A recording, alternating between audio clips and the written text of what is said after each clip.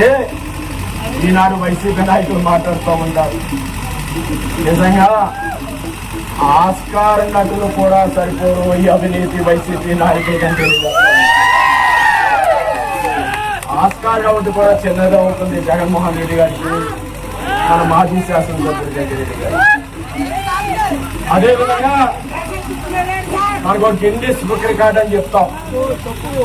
మరి నేను అనుకుంటున్నాను వైసీపీ ప్రభుత్వ అవినీతి గిన్నిస్ బుక్ రికార్డు కూడా సరిపోయేమో, చాలా చిన్నదైపోతుందేమో అనుకుంటాం. గత వారం రోజుల క్రితం ఇదే రోడ్డు మీద ఒక కమలాసన్ చాలా యాక్ట్ చేశాడు. చాలా చాలా చాలా చాలా చాలా చాలా చాలా అయితే ఎక్కడా స్పందన లేదు. కూటమి ప్రభుత్వం అయిపోయి ఉన్నారు అందరూ. దానికి నిదర్శనం ఈ రోజు జరిగిన విజయోత్సవాలు అనే చెప్పుకోవాలి మనందరం కూడా. మరి వారు నేను ఏదో మాట్లాడుతూ వేరే విషయం కూడా చెప్పారు.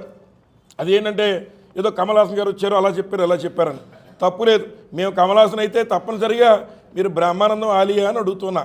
మరి ముఖ్యంగా మరి ఎవరైతే ఈ బ్రహ్మానందం ఆలీ గారు చెప్తున్న విషయాలు నా పేరు కానీ జగన్మోహన్ రెడ్డి గారి పేరు కానీ గిన్నిస్ బుక్ ఆఫ్ వరల్డ్ రికార్డ్స్లో ఎక్కించే విధంగా అవినీతి చేశారని మరి ఈ నియోజకవర్గ శాసనసభ్యుడు బండారు సత్యానందరావు గారు చెప్తున్నారు. మరి వారు చెప్పిన దాన్ని నేను గౌరవిస్తున్నా. మా గురించి ఎవరు చెప్పుకుంటారు? మేము అధికారంలో లేవు, ఇప్పుడు మేము మా మీద రికార్డుల్లో ఎక్కించడానికి. కానీ నేను అడుగుతున్నా బండారు సత్యానందరావు గారిని, ఏదైతే ఈ యొక్క దేశంలోనే ప్రపంచంలోనే 7 వింతలు ఉన్నాయి, అందులో ఈజిప్ట్ పిరమిడ్లు మరి ప్రపంచంలో ఉన్నటువంటి 7 వింతలో వింత. దాన్ని దాటి కొత్తపేటలో ఇసుక అవినీతి మేటలు దాన్ని మించి నువ్వు వేసావు కదా. నీ పేరు గిన్నిస్ బుక్లో ఎక్కించాలా, లేకపోతే ఎక్కడ ఎక్కించాలి?